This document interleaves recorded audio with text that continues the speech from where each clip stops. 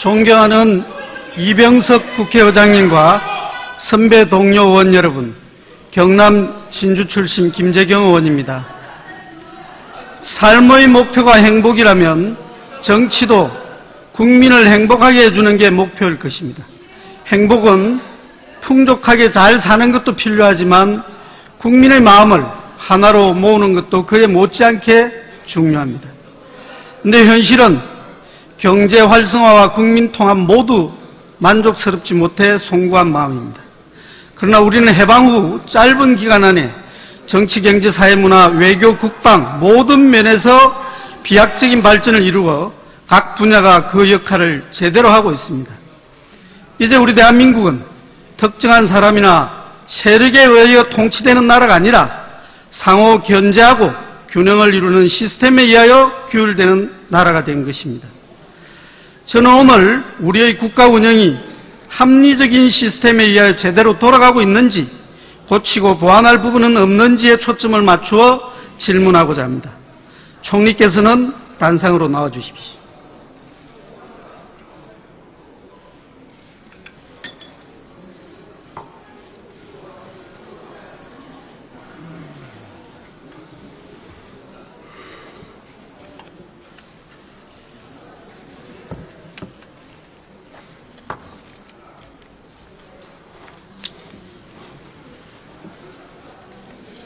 천주교 정의구현사재단 전주교구 사제들이 연평도 폭격과 관련해 북한의 입장을 두둔하고 박근혜 대통령의 사퇴를 촉구하는 시국미사를 개최한 것과 관련해서 국민적 분노가 높아지고 있습니다. 제가 아는 바로는 종교는 현실 정치와 거리를 두고 사람의 마음을 모으고 화합시키는 데 본연의 의무가 있다고 봅니다. 총리께서 카이사르의 것은 카이사르에게, 신의 것은 신에게라는 말씀 들어보셨습니까? 네. 이게 루가복음의 그리스도의 말씀이라고 합니다. 종교적인 것은 세속적인 것과 거리를 둬야 된다, 이런 취지겠죠. 네. 다행히 염수정 대주교께서도 이 문제와 관련해서 정치에 직접 개입하는 것은 사제의 몫이 아니다 라는 말씀을 하셨습니다. 사제단의 이런 행동에 대해서 총리께서 어떤 생각이 드셨어요? 아까도 말씀드렸지만 참으로 경악스럽고 있을 수 없는 일입니다.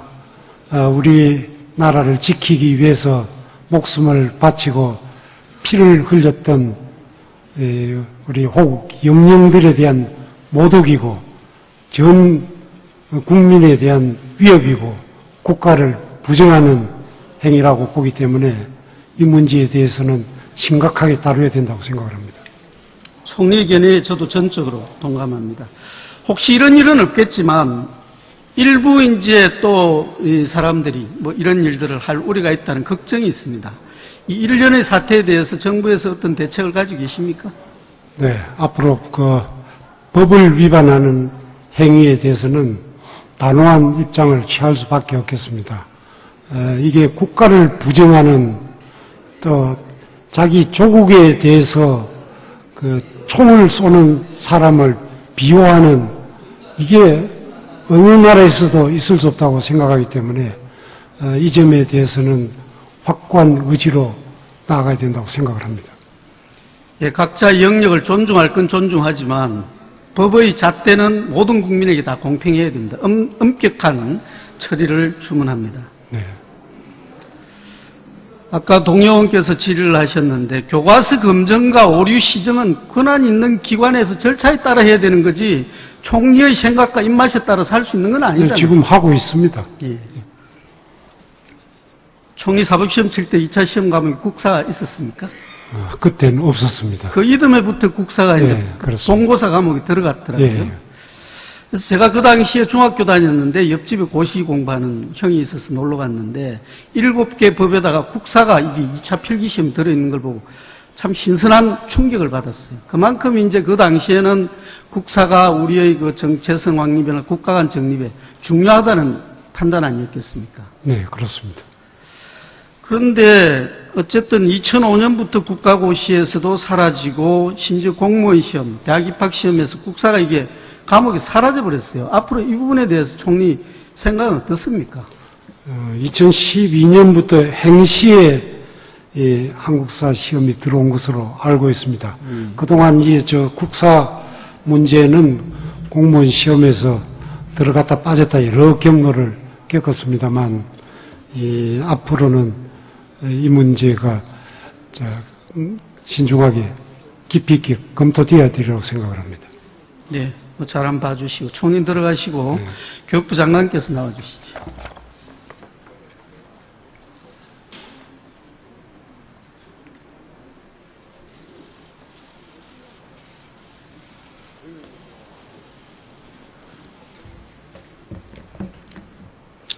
역사 교과서 둘러싼 논란이 학문과 이념의 대결을 넘어서서 이제 세력 간의 갈등 양상으로 번지는 느낌입니다. 할 이야기는 많은데 네 가지 관점만 짚어볼게요. 우선 이제 지필진의 문제인데 아까 동료 의원께서 언급한 교학사 교과서, 일각에서는 야당 시민단체가 이 오류가 있다. 수정을 넘어서서 지정을 취소해야 된다. 이런 주장을 해요. 그러면서 하는 이야기가 지필자가 뉴라이트 계열이다. 이렇게 주장을 하고 있는데 그 사람들이 썼다고 무조건 취소돼야 됩니까? 지필진의 성향은 검정 기준에 포함되어 있지 않습니다. 그렇습니다. 그리고 이제 다른 7종 교과서 지필진 53명의 이력을 우리가 분석을 해보니까 68%에 해당하는 36명이 정보조 출신이거나 전국 역사교사 모임 출신이었어요. 심지어는 EBS에서 자편향 발언으로 시정조치 받은 사람도 포함되어 있었습니다. 지필진의 편향성만 가지고 논하는 것 같으면 어느 교과서도 자유롭지 못한 거예요. 다 취소해야 되는 거 아니에요. 예. 그래서 이 부분은 그 성향의 문제는 크게 문제가 되지 않는 것 같고요. 자, 이제 내용을 한번 볼게요. 과연 이런 내용들이 우리 청소년들에게 올바른 국가관과 정체성 확립을 해줄 수 있을지 의문입니다. 영상을 한번 보세요. 두산동화교과서 보면 무상몰수 무상분배 토지개혁을 단행해서 친일파를 처단하고 대중적 지지도를 얻었다. 다른 교과서에도 정도 차이가 있는데 북한의 토지 무상몰수 분배가 계획 조치로 북한 체제의 우월성을 강조하고 있는 거예요. 근데 제가 알기로는 무상몰수라는 것도 친일파 재산을 몰수한 걸로 포장이 되어 있는데 사실은 반공 세력 전체를 억압하는 수단이었고 무상분배도 딱 나눠준 게 아니고 경작에 참여시켜서 공동노동 농장 노동자로 오히려 전락을 시킨 걸로 아는데 장관은 견해가 어떻습니까?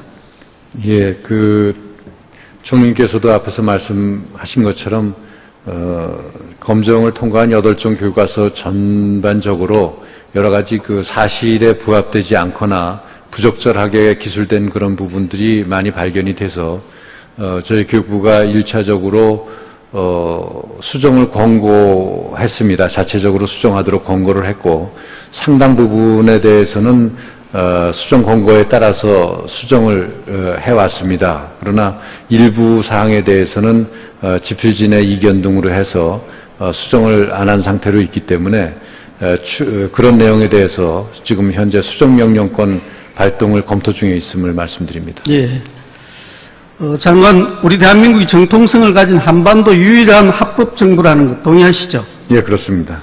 근데 이 천재교육 교과서 보면 대한민국을 38도 이남 지역에서 정통성을 가진 유일한 합법 정부, 또 미래엔 교과서에는 선거가 가능했던 한반도 내에서 대한민국 정부가 유일한 합법 정부, 이런 표현을 쓰고 있단 말이에요. 예, 그렇습니다.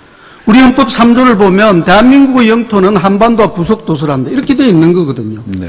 그리고 우리 대한민국이 그야말로 유일한 합법 정부인데 어떻게 이런 표현이 될 수 있습니까? 예, 그래서 상당히 부적절하게 기술을 했기 때문에 이 부분에 대해서 수정 권고를 내렸고, 해당 출판사에서 수정 권고에 따라서 지금 수정을 해온 상태입니다. 당연히 그렇게 돼야 됩니다. 6.25는 북한의 남침 전쟁이 분명하죠. 예, 그렇습니다. 근데 천재교육 보면은 남한이 국방력을 강화해서 6.25 때를 토벌하고 자익활동가를 전향시키고 38선 일대에서 크고 작은 무력 충돌이 빈번하게 일어났다, 이리 서술을 하고 마치 남한의 이런 자극 때문에 북한이 자익금 발동 차원에서 6.25를 일으킨 것처럼 소위 북한의 현대 조선 역사에 서술된 작은 전쟁론처럼 기술하고 있습니다. 이 부분이 시정조치했습니까? 예, 그래서 이런 내용에 대해서 지금 수정심의회에서 여러 가지 검토를 하고 있어서 잘못 기술된 부분에 대해서는 바로잡도록 하겠다는 말씀을 드립니다. 그리고 이게 이제 표현이 안 된 부분도 문제입니다. 북한에 의해서 자행된 천안함 폭침 사건, 아웅산 테러, 칼기 폭파 사건은 7종 교과서 어디에도 이게 없어요. 표현이 안 돼 있단 말이에요. 그리고 북한의 3대 세습왕조, 참담한 북한의 인권 실태에 대해서도 한두 문장으로 기술하거나 아예 침묵으로 읽어내는 거죠. 이 부분에 대해서도 무슨 권유가 있어야 되는 거 아닙니까? 예, 이런 부분에 대해서 지금 수정 보완 권고를 하고 있고 또 특히 반드시 수정을 해야 되는데 따르지 않는 그런 내용에 대해서는 수정명령권 발동을 통해서 반드시 바로 잡도록 하겠습니다. 그리고 그 수정명령도 따르지 않을 경우에는 발행정지나 검정합격 취소 등의 방안도 검토할 예정으로 있습니다. 좋습니다. 7종 교과서 이런 아까 우리가 본 이런 문제에 대해서 이 수정 요구한 게 55건이 냈습니까? 이거보다 더 아까 많다고 장관께서 말씀하시던데. 예, 지금 수정 권고에 따르지 않는 그 대부분의 내용은 이제 반영을 했는데 그렇지 않은 내용이 그 정도 됩니다. 그런데 그 중에는 합당한 이유를 설명한 사례도 있고 또 합당한 사유가 없이 따르지 않는 부분이 있어서 지금 그 내용에 대해서는 수정 명령을 하도록 하는 그 절차를 진행 중에 있다는 말씀을 드립니다. 규정과 절차에 따라서 네.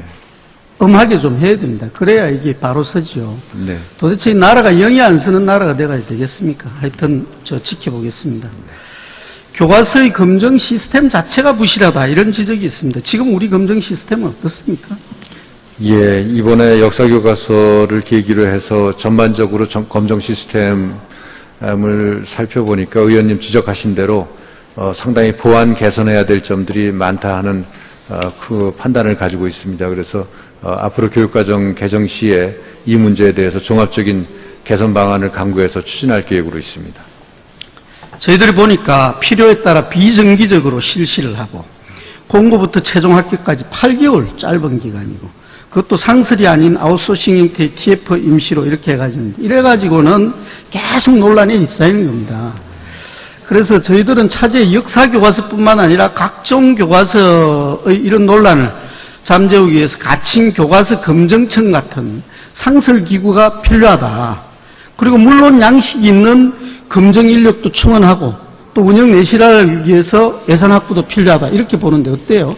예, 그렇습니다. 지금 부끄러운 말씀입니다만은 이 교육과정이나 교과서 검정과 관련해 가지고는 교육부 내에도 그것을 전담하는 부서가 굉장히 취약한 상태로 있습니다. 그래서 교육과정과 교과서 검정과 관련된 부분에 대해서는 전반적인 개선 방안을 강구해서 추진할 필요가 매우 크다고 생각하고 있습니다. 확실한 소신을 가지고 좀 추진해 주십시오. 그렇게 하겠습니다. 초중등 교육법에 보면 교과서 선정 권한은 학교 운영위원회에 있다고 돼 있더라고요. 예, 그렇습니다. 제대로 되고 있는지 정부에서 실태 파악 좀 해보셨습니까? 예, 끊임없이 점검을 하고 있습니다. 일선의 이야기를 들어보면 이렇다는 겁니다. 모든 교과서 8종을 나눠놓고 공정한 심사를 하는 게 아니라 교사들이 선호한 선호종을 딱 이렇게 집중해서 절차를 하는 거예요. 그러면은 운영위원들이라는 사람들은 아무래도 교사들보다 전문성도 떨어지지. 애들을 학교에 맡긴 학부모 입장이라고요. 그럼 교사들이 이렇게 끌고 가면 어느 정도는 딸려갈 수밖에 없는 거라고. 아까 우리가 이야기한 그런 수많은 문제들이 내포되어 있는 거 잘 알 수도 없지만 안다고 하더라도 그걸 대립각을 씌워가지고 교사들하고 싸울 학부모가 몇이나 있겠어요. 이게 현실입니다, 현실.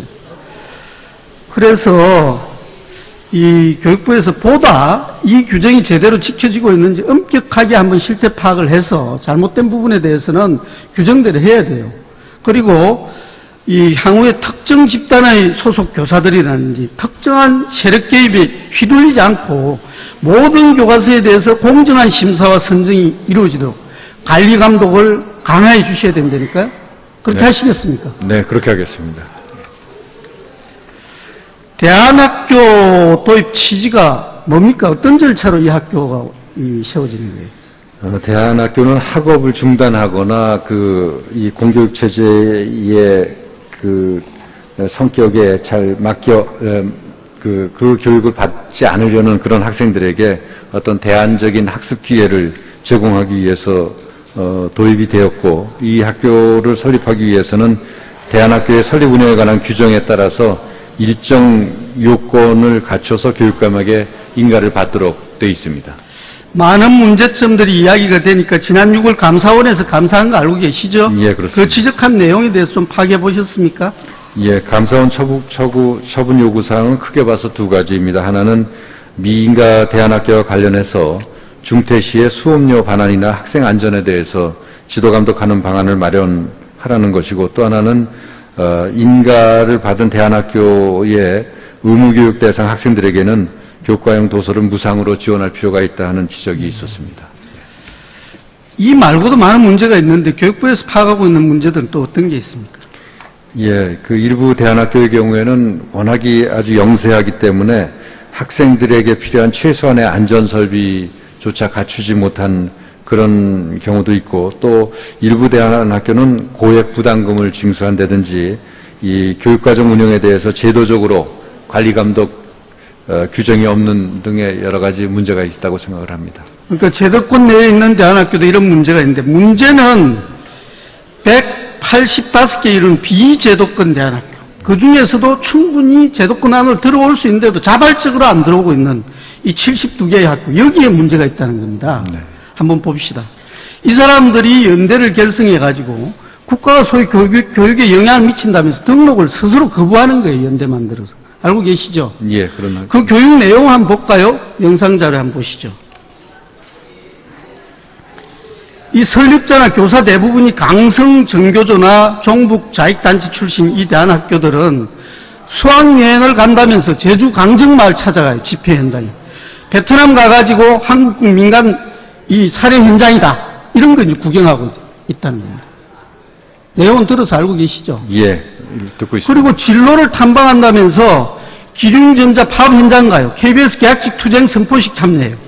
그리고 문성근 씨가 명예의사로 있는 넉본 문익환 학교 청계광장 강옥병 촛불 집회에 학생 동원합니다.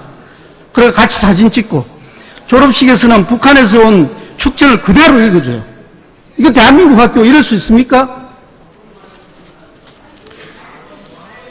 또 현장학습 한다면서 통합진보당 관계자들과 함께 밀양 송전탑 반대 농성에 가요. 통합진보당 후보 지지 성명해요. 대승계 규탄 집단 시국선언 발표장 가요. 심지어 초등학생들까지 한미 FTA 반대 집회에 참석시키는 게 지금 우리나라 비인가 대안학교의 현실입니다. 어린아이들을 상대해도 이건 너무하는 거 아닙니까? 더구나 그 대상이 72개 학교에 8,500명이나 학생들이 된다는 거예요. 이 정부 차원의 대책 마련 필요한 거 아닙니까?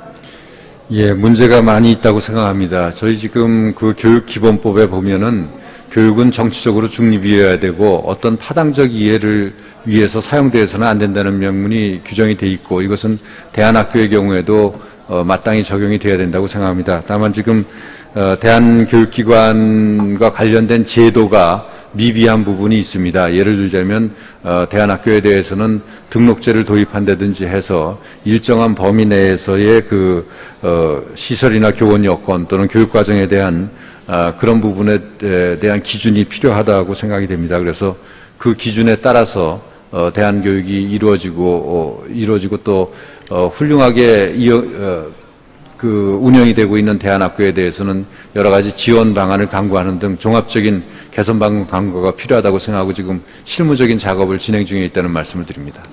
이런 대안학교들이 그야말로 자익 종북 세력들의 온상이나 숙주가 되어서는 안 됩니다. 이러면 나라가 흔들린다고요. 앞으로 좀 강하게 대처해 주시길 당부드리고요. 교육부 장관께서는 들어가시고 문화체육관광부 장관께서 나와주십시오.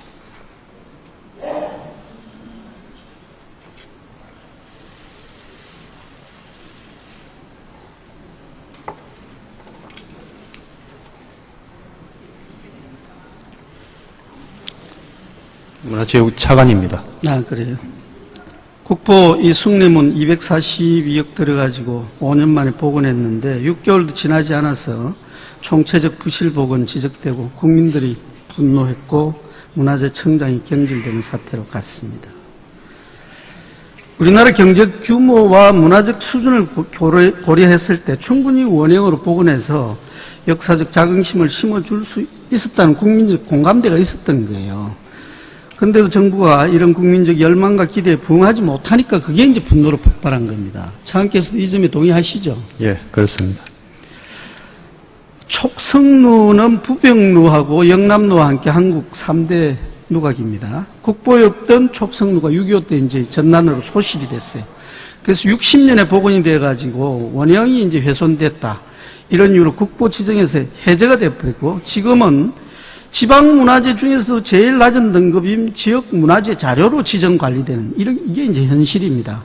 이런 이야기는 들어보셨죠? 예, 83년에 경남 문화재 자료 8호로 지정되어 있습니다. 최근 이제 학계와 시민단체를 중심으로 해가지고 국보 재지정하자는 이런 노력이 수년째 계속되고 있는데 현 상태에서 어떻습니까? 국보 재지정 혹은 문화재 등급 선급 이게 가능합니까? 지금 이제 촉성루는 이제 국보로 지정돼 있다가 6.25 전쟁 때 폭격으로 소실되었는데요. 지금 이제 60년 복원해서 지방 문화재로 지정이 되어 있는 상황입니다. 지금 이제 이 부분에 대해서는 학계에서도 많이 연구하고 있고 건의도 많이 있고 해서 경상남도에서 이제 국가지정문화재 지정을 요청을 해오게 되면 문화재보호법에 따라서 절차에 따라서 전문가 검토라든지 해서 지정 여부가 검토되겠는데요. 이 부분은 경상남도라든지 각계 전문가 등 여러 전문가들 검토를 통해서 계속 저희가 검토를 해 나가도록 그렇게 하겠습니다. 이렇습니다. 촉성루는 오랜 역사를 가지고 있고 임진왜란 항전의 상징성이 있어요. 그리고 한국 전통 건축물로서도 가치가 있어서 국보로 지정될 경우에 유무형 파급 효과가 크거든요. 차관께서 우리나라 고속도로 4차선 고속도로 1km 만드는데 공사비 얼마 드는지 들어보셨어요? 작년 말 기준으로 380억이 듭니다. 1km 만드는데. 근데 우리 이거 이제 국보 복원하는데 드는 돈이 한 55억이면 된다는 게 문화재청 추정이에요. 그럼 이거 7분의 1 비용만 하면은 복원해서 국민들 정서와 자긍심과 역사성과 상징성을 다 살릴 수 있는 거예요. 만약에 이 상태대로 오르면 새로 원행대로 다시 지금 한번 지을 그런 것도 검토해 주셔야 된다니까요. 어떻습니까?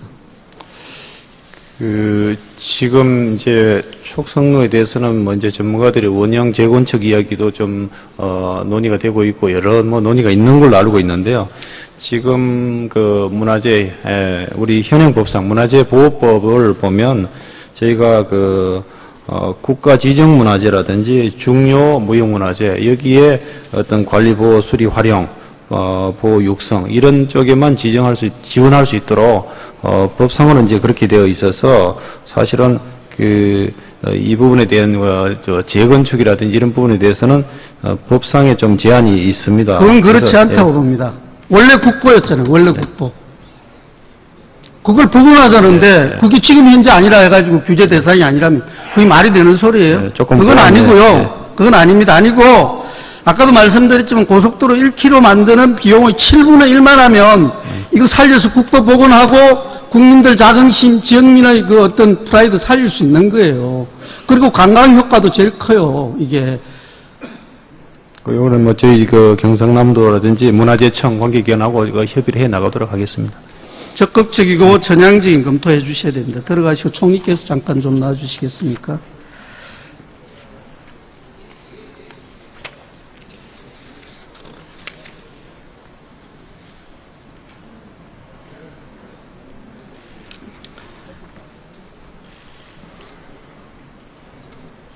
게임 산업에 대한 논란이 뜨겁습니다. 한 10조 원 시장이고 우리가 수출도 한 2, 3조 한다 이러는데요. 근데 그 반사적인 측면이 있단 말입니다. 학교에 가면 애들 다 퍼져가 자고 있다는 거예요. 제가 지난번에 셧다운제 만들 때 학부모 단체에서 나온 학부모 이런 이야기를 했어요. 왜 지금까지 정부는 이런 데 대해서 아무 이야기도 없다가 지금 우리가 이 논의를 하고 있는 이 시점에도 우리 애들 중에 누군가는 망가지고 있다. 이렇게 절규했어요. 그러니까 우리가 게임 산업 하지 말자는 이야기 아닙니다. 자정 능력이 없는 자기결정력이 약한 청소년들 보호 대책은 있어야 된다는 거고요. 그 다음에 중독된 사람들 치료할 수 있어야 된다는 거죠.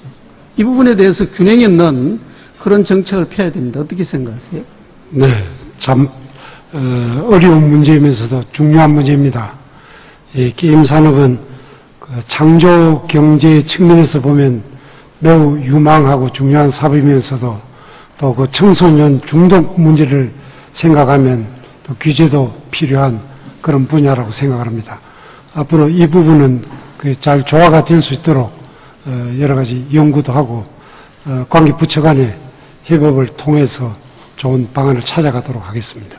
예, 좋은 역할 기대해 봅니다. 네. 들어가시죠.